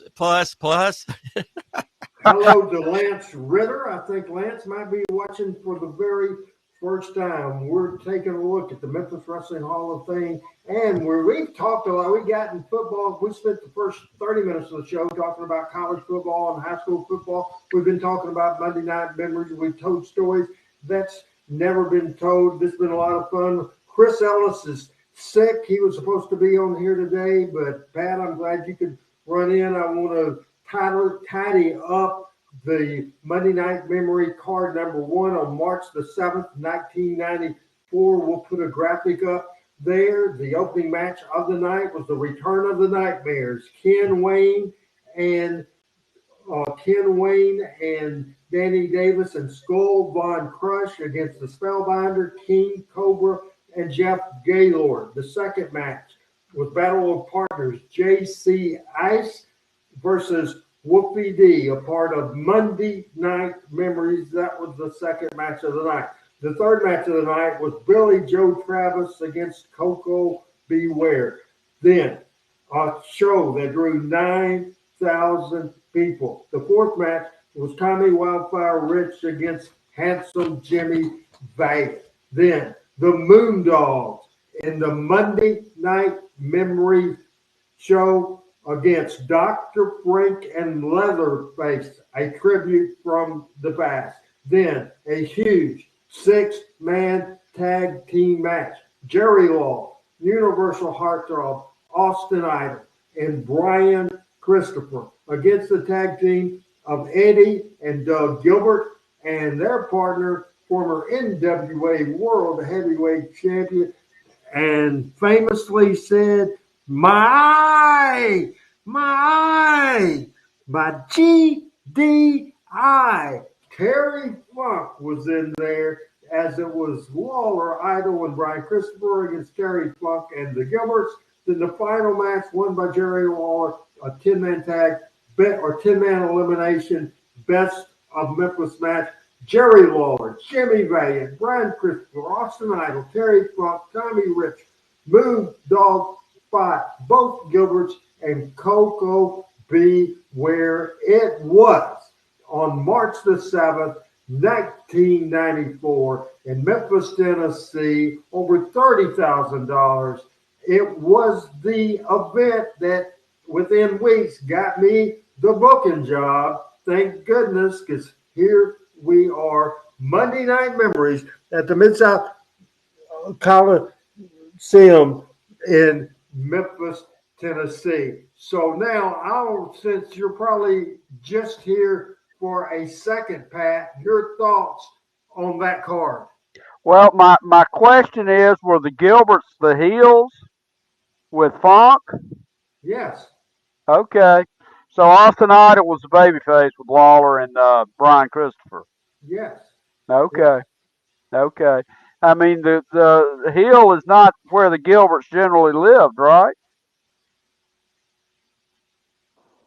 No, Eddie Gilbert's biggest money. Eddie was, okay. I'm thinking about Doug. Yeah, okay. I'm thinking about the old days. Tommy was a baby face with Eddie. Eddie Marlin. Yeah. He probably switched the first time, I would say, in 1976. I would guess at that point, 1976, he switched and then back and forth. And Eddie Gilbert switched heel for the first time in 1984. But what a card, right? And you missed the video. We obviously don't have the time to play it again, but what an impressive card, correct? That is a very impressive card. Very impressive. My most proud moment ever, without a doubt, in professional wrestling. There is absolutely no doubt about it. In 1995, we did it again. Saturday, June the 10th, 1995, Memphis Memories number 2. It was on a Saturday night. Opened up with an 8-man tag. The second match of the evening was a legend match. Gypsy Joe against Bob Armstrong. Billy Jack Haynes against Brickhouse Brown. Tommy Rich, then a 95 was a Best of Memphis Tag Team tournament, and the tournament would start with the opening round match, Tommy Rich and Doug Gilbert defeating Brian Christopher and Bill Dundee. Second round was Jerry Lawler and Jimmy Valiant defeating Phil Hickerson and Joe LeDuc. Then it was the Moondogs defeating PG-13. Second round matches. Rich and Gilbert defeated Valiant and Lawler. The Fabulous Ones defeated the Moondogs, and the Fabulous Ones then won the Best of Memphis tournament of the tag teams as the Fabulous Ones beat Rich and Gilbert's. Legends recognized was Corsica Joe, Tommy Gilbert, Gypsy Joe, Jerry Jarrett, Sarah Lee, Eddie Marlin, Frank Burrell, Buddy Wayne, and Jim White. In the Hall of Fame, Eddie Gilbert was inducted by Eddie Marlin, accepted by his dad, Tommy Gilbert. Phil Hickerson was inducted by Dave Brown. Joe LeDuc by Lance Russell. Billy Wicks was inducted by Dave Brown. And we had a final honoree that was inducted by Lance. And also out there was Jerry Lawler and the Fabulous Ones. And we will show that clip in just a minute. But as we talk about that big event, 1995, Michael, your thoughts on, before we watch the video, on the 95 event and the headline act. I'll go ahead and let the cat out of the bag, and we'll see one induction, but the only one that you need to see, the man that's often imitated. Finish it up. Never duplicated. The Fabulous Jackie Fargo. All right. Your thoughts on that event? Well, it's got to be great. I mean, I haven't seen the video, but it's got to be great if Fargo's there. And you're right. The often imitated, never duplicated. And even today, think of the legacy of Jackie Fargo. How many times do you see different wrestlers in different groups mimic poorly the Fargo strut? The only one that can do it, in my opinion, even close to the way Jackie did it, is Jeff Jarrett. Other than that, I absolutely agree. Nobody else comes close. Any thoughts on Fargo, Pat, or do you want to wait till after we see the video? Memphis, Memphis wrestling to me, Jackie Fargo is the founding father of Memphis wrestling in my lifetime. No doubt. Now, I know there was a legacy before that, but it all starts with Fargo with me, and a lot of Birmingham starts with Fargo. Well, Fargo was already all over the territory, but Memphis, I got to say, going back even before that and having programmed radio in Memphis, I learned a lot about it, even not having been there, because even when I was programming in Memphis in 1976 and 77, there was a legend going around. The myths and stories were going around about Billy Wicks and Sputnik Monroe. And and to me, that started it. And I believe, and if I'm not mistaken, Sputnik Monroe volunteered to go to the west side of the territory. If I'm not mistaken, that this was the deal. He and another fellow were Rocket and Sputnik Monroe for Nick in the mid 60s or the late 60s. And they got sideways with Nick on, I guess, payoffs or bookings or whatever. And they said they weren't going to work for Nick, but they continued to work for Roy, who at that time was over, I guess, the Memphis territory. Right, Randy? Yes, absolutely. And we're going to watch the induction ceremony. Pat, did you have a word to say? No, I just need to hop off. We got to get ready for some family stuff here, but I just wanted to say hello and good to see everybody, and thank you for letting us pop in. We'll see you next week. Yes, sir. Nice to meet you, Gary. Good seeing you, Gary. Good see luck you soon, to Pat. Good luck to you tomorrow. Thank you guys very much as we play the video.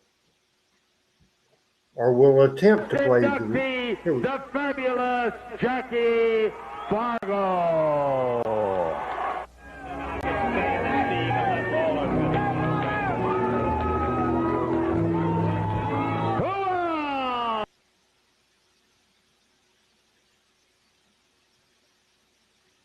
It froze just as he was about to go into the strut. There he goes. Fargo! Jackie, come on up here. Now they played. This is the time the River King started playing hockey, so they covered the floor up with the plywood.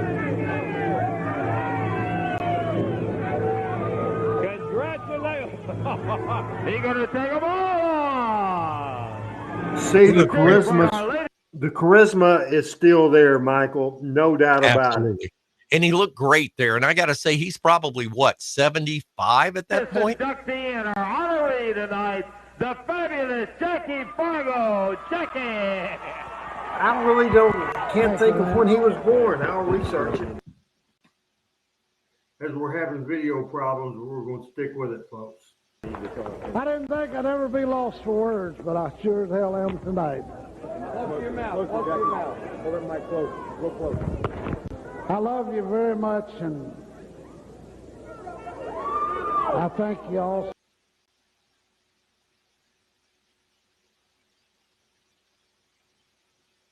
We'll keep patient on here, folks. It worked out good for us. You know, professional wrestling brought me Hall of Fame, and Jackie was born June 26, 1930.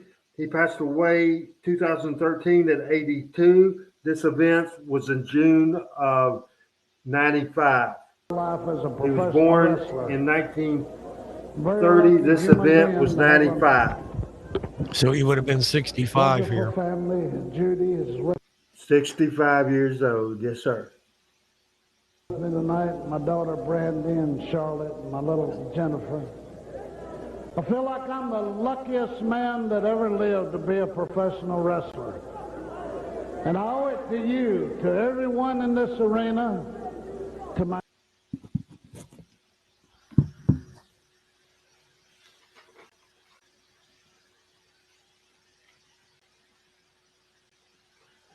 enemies, some of them friends. What a great, great honor to have been a professional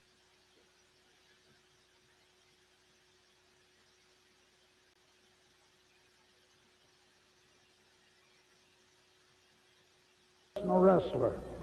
You can see these videos. I'm not made that way. I'll always love you. You can see these videos without being interrupted on at the Memphis Wrestling Hall of Fame, www.memphiswrestlinghallofame.com. All my friends, I look around, I better get out of here. I'm fixing to cry. I love you very much, and God bless you. One last thing.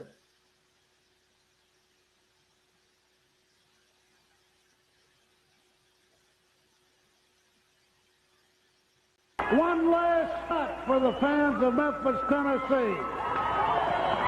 And there is that one last strut for the fans of Memphis, Tennessee, when the man from Memphis, Tennessee, often imitated, never duplicated, the fabulous Jackie Fargo.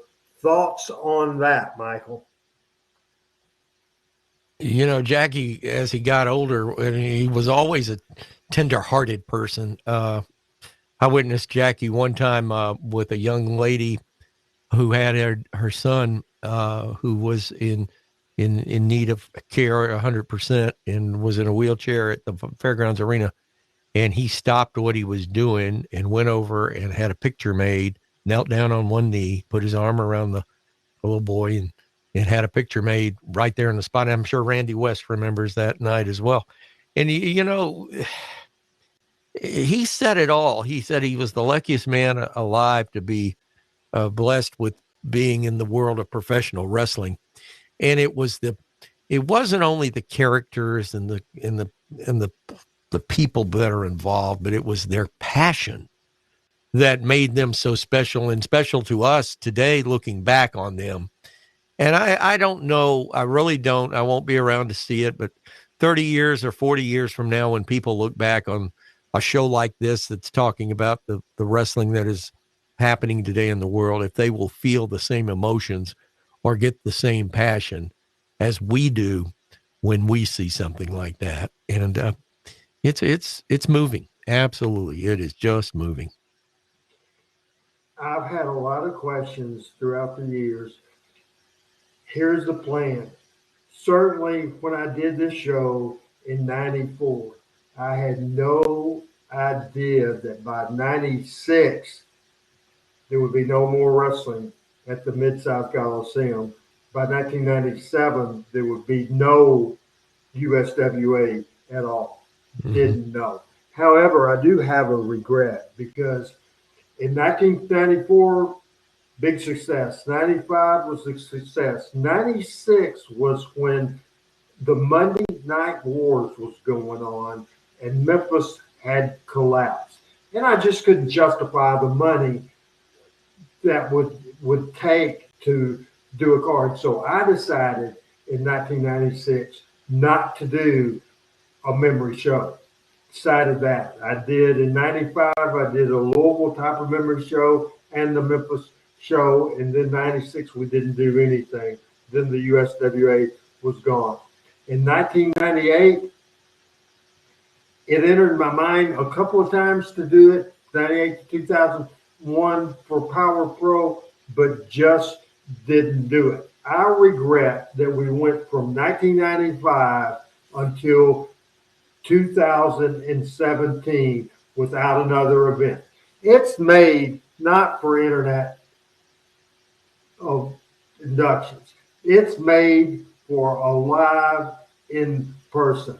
And last year we had a few, but I wanted to just quickly, as we're running short on time, go over the next Hall of Fame. The class of 2017, we did it twice. April the 12th, 2017, the Jerry Lawler's Hall of Fame Bar and Grill. A induction of two, a big night, huge night, family there, all kinds of folks there, and inducted as a team to the Memphis Wrestling Hall of Fame was Lance Russell and Dave Brown. Then, on May the 13th, a month later, 2017,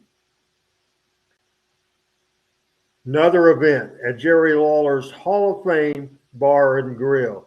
We inducted referee legend Jerry Calhoun, inducted by Bill Rush. Superstar Bill Dundee inducted. He was inducted by a video from Jerry Jarrett and from a live induction from his pupil, Alan All That Steel. Also, we inducted the entire Gilbert family. Jimmy Hart inducted. Now, I wanted to come to me real quick because here's another story that you probably hadn't heard at all. So I had inductions planned for everybody, and the person that called and it meant a lot to him to induct Jimmy Hart, somebody that he watched Jimmy Hart growing up, and man, he flew himself from California to make the induction. That's Scott Bowden wanted to induct Jimmy Hart. Jimmy Hart, in all the inductions that I've ever done, is the only person that ever refused something that we asked him to do. Jimmy Hart, I had him as a semifinal right before all of that event. He refused to do that. He said, I want to go on first. Then he refused. He said, I will. And he's the only one of any Hall of Fame event that I've ever had that actually went to Lawler before the event and complained about the way it was laid out. Completely Jimmy Hart, folks. There's a reason a lot of the baby faces used to call Jimmy Hart a snake in the grass. He did that job very, very well. But Jimmy Hart went out and was inducted, and, you know, he certainly, absolutely 100% deserved to be in the Hall of Fame. Coco Ware was inducted. The Midnight Express Bobby Eaton, Jim Cornette inducted. Jim Cornette agreed because I said, hey, we can't have Bowden here and not do anything. Scott did a great job at doing that induction. And then we had a hell of an induction for the main event. Jerry, the King Lawler. We had Kevin come out, and Kevin, like he was going to do the introduction, Kevin Lawler. But then he said, well, I'm not the right person to do this. And then he called for a video screen that we had set up to play. And Lance Russell, by video, did the induction to Jerry the King Lawler. Then Lawler accepted, and Brian Christopher, his son Brian Lawler, was booked that night in Colorado. He wasn't on the event, but he missed his flight. So he called me later in the day. He said he'd be there. So Brian surprised Lawler, and it was an absolutely fantastic event. The class of 2018, I believe it was April 2018, Mick Foley was introduced in a special event at the Hall of Fame by Jerry Lawler and by myself. And to tell you the truth, my reasoning was I was trying to draw a house. That's the theme, folks. It was about the money. The wrestler, Mick Foley, got money. It was about money. The bar got money, and it was used to pay tribute, meant to pay tribute. And my mission statement that's still alive today, to keep the legacy of Memphis wrestling alive. So it was great with Mick Foley. Then the class of 2021, February 6, 2021, a Kevin Lawler idea was in. This guy was inducted by myself and Kevin Lawler, and this guy did a lot from 2000, I'd say, since the end of Power Pro on to keep Memphis wrestling going, and that's Bert Prentice, and that was a great induction. And then September the 18th, 2021, at the casino, a show that Lawler and Bert had originally put together. Then Wildfire Wrestling started once Bert unfortunately passed away. Honor that night was Kurt Angle, Scott Steiner, Tommy Rich, Tony Falk, Reggie B. Fine, and Downtown Bruno. I will quickly go over the people that we have lost that was inducted this year. People, some of them we had lost for a long time, and I will just briefly. I don't have backup with the graphics. My graphical list filled up.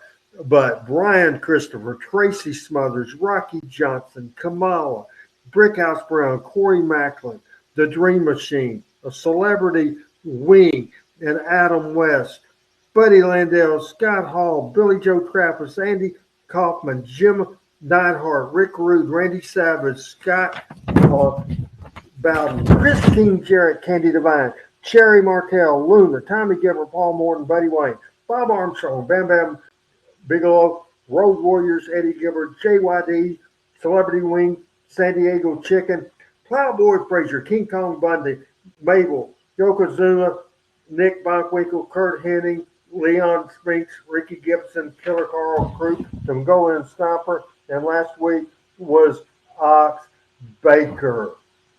So that's the list of people that's been inducted into the Memphis Wrestling Hall of Fame. So I knew I threw a lot at you. What did you think, audience? What did you think, Michael St. John, as we take Michael St. John full screen? Well, I mean, that's a very well put together list. The sad part is we've lost way too many of them way too young. And that's a very sad part of it. But I mean, the list, I don't think there's anybody you can single out and say, I don't know about that one. I think they're all just excellent choices and very poignant. I've been watching the screen here a little bit more tonight than I normally do, and I want to thank everybody. They've had some fabulous comments. But Lance Ritter had a great idea.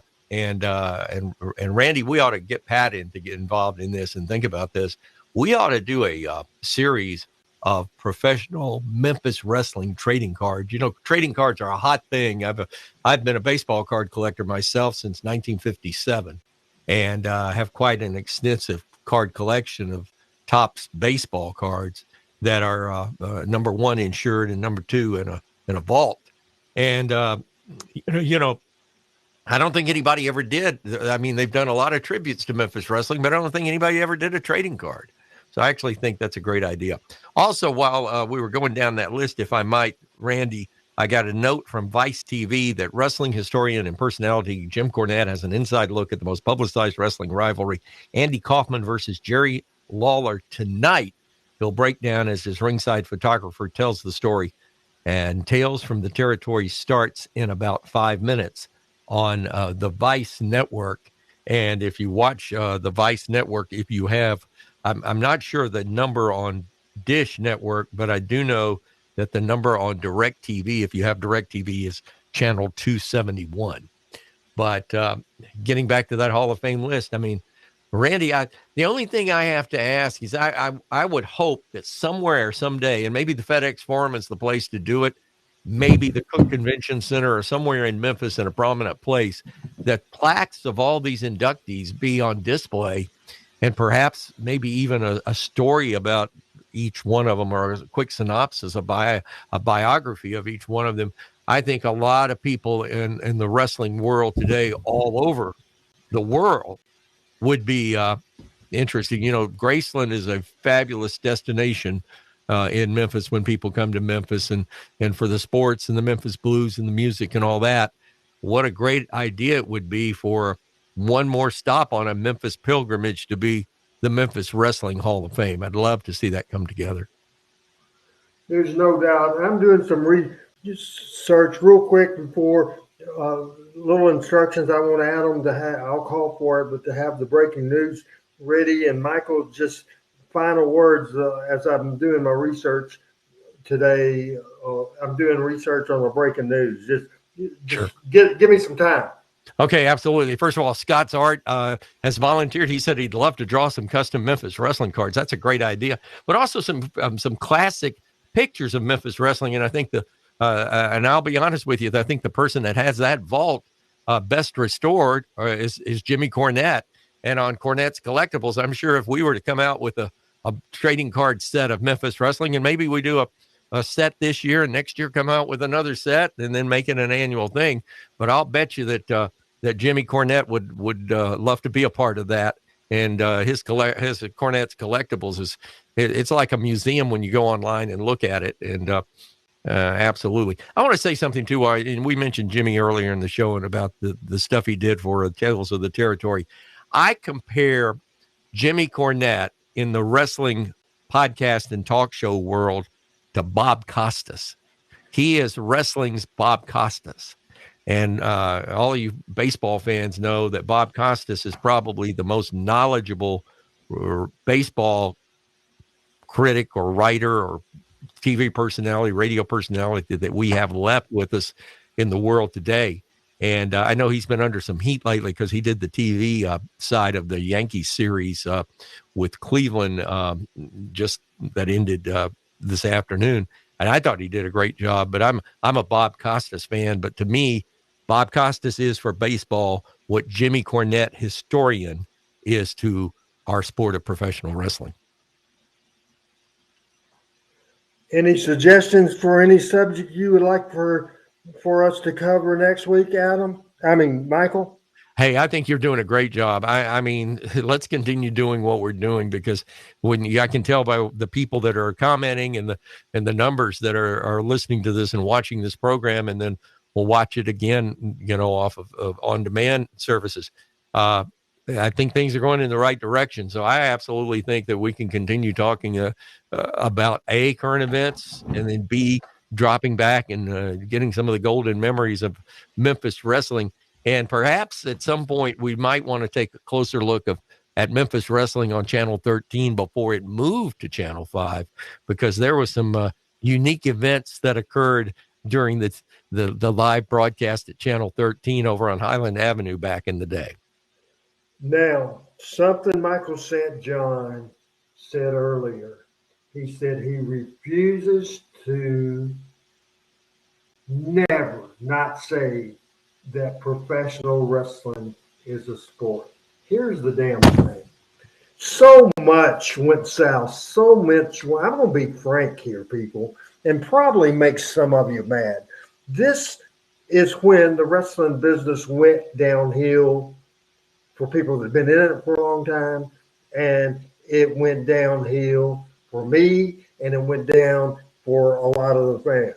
Now, it's not all bad because a lot of people have made so much money in modern wrestling that's just blows my mind. So for a select number of people, it's worked great, but it gets heat with me big time when they say entertainment, when everything looks so choreographed. It's just insulting because anybody that thinks this is ballet is not. Play me some breaking news. Oh,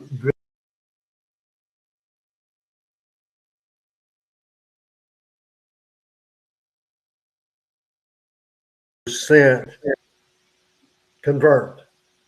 This is speculation, and I'm trying to verify with sources.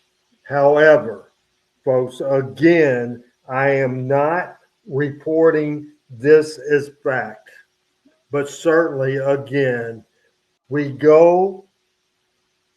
certainly go back to the fact this ain't ballet. This is a tough ass business. In a few minutes, whether it's true or hopefully this is false information, it's not true. I will, for the first time, certainly request for mass prayers for this situation. It is reported by a wrestling fan that tonight's AEW wrestling just ended the main event for medical reasons. Now, this is a fan saying this, so hope to God it's not true. It says it looks like Hangman broke his neck. The crowd is stunned. They're keeping the cameras off him. I saw a camera from a member of the audience that posted something. John Moxley, his opponent, was in a state of disarray, and everybody all over Hangman Page. Who knows the way the wrestling world is? Could be Angle. Sure, it could be. Do I think anybody in 2022 would shoot an Angle with a broken neck? I just don't think. But folks, I'm just asking for prayers for Hangman Page. Horrible news. Again, not certainly. It's just news and rumors, and hope it's not true. But Michael, do you not think it goes back to what you said earlier? And you're probably as pissed as I am because it's damn sure not ballet. And we can talk another 2 hours for this, and we're not going to do it. We're absolutely not. And I'm not going to speculate that the style is too out of control and too crazy. We're just not going to go that way. Our thoughts need to be on Hangman Adam Page, who, by the way, was originally trained to be a professional wrestling at the Boogie Woogie Man Handsome Jimmy Valiant School of Wrestling in Charlottesville, West Virginia. Final words, Michael, and somberly, we're going to get out of here. Well, I just hope it's not true. I mean, I hope it's a work. I hope it's shooting an angle. I really pray that it is. Panetta just says she saw the picture too. They wouldn't show him being ended to in the ring. Yeah. Al Tuttle just mentioned that as well. Panetta just saw the picture. It looks serious.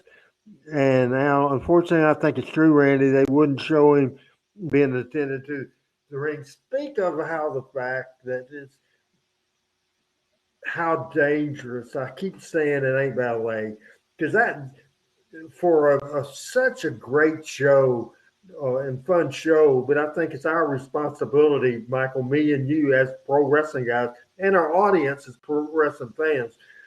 I think it's our responsibility to comment on this, saying at this point nothing officially is out. Nothing It's not officially is confirmed. out. It's Yes. not confirmed, but you're But absolutely right. You're absolutely right, Randy. It is our job to be the eyes and ears of the wrestling populace out there that is involved in our show. And I hate to say this, but it goes back to what I said earlier. Back in our day, everything, I heard it in the locker room. I heard the boys talking. I'd carry finishes around from one locker room to the other, as you did, Randy. And the boys were there to take care of each other. They were careful in what they did and watched themselves to make sure they didn't injure somebody. They made it look good. They made it look like they hurt somebody, but in reality, they didn't hurt somebody. This day and time, how many times do you hear and see? Look at the injury reserve list for the NW, or excuse me, for the ADW. Look at the folks that are injured in New York for the WWE and Triple H. I mean, they lost probably the biggest star they brought back in Rhodes, in Cody Rhodes, just a few weeks after he was there. And his wasn't a wrestling in-ring accident, but still back in those days, they took care of each other. We have lost that in wrestling. We may have lost that in society, but we have lost it in wrestling. And until we get that back and go back to the basics of what made the king of sports, the business is about to be destroyed. I hate to say it, but I see it coming. Everybody keep watching and checking on the updates and pray for Adam Hangman Page. Michael, been great having you today. I appreciate it. Love the fact that Pat and his brother Gary, we met Gary, and that coach, I'll see him Friday if he gets over his illness. I appreciate you coming. I appreciate Adam Dunn for producing this show today, Michael. Hey, love Adam. Yeah, you do a great job, my friend. And Randy, thank you for the opportunity. I'm honored to be your friend, but more so than that, I appreciate the opportunity to join with one of the most knowledgeable people in all of the wrestling business worldwide, in Randy West. And I've often alluded to, if I had a wrestling company, the first person I would call would be Randy West to book it, and I'd make it worth his while so he couldn't say no. But we're honored, and I'm honored to be with you each and every week, and thank you for the opportunity. I said this on the show last night, and I will say it now as a tease, and I will then quickly say I'm RH and I'm out. But here's the deal, and I kind of want to see Michael St. John's reaction to this, and then we're going to get out of this pretty quick. Michael, do you have any idea? And the audience don't help because I did this with Adam yesterday. Do you have any idea my most frequently asked questions from a wrestling fan to me? Any idea? When are you going to get back in the business? When am I going to run a wrestling show? Yep. That is the question that I've been asked. And the answer has always been never, never, never, never. However, ask me that very same question. Would you ever think about running a wrestling show or a company again? Yes. You want to make a follow-up on that? I'm calling Conrad Thompson right now because I got a feeling he's going to need a booker. All right. He's not a wrestling promoter, is he? Not yet. No, what is the only thing about wrestling I'm interested in? Memphis wrestling.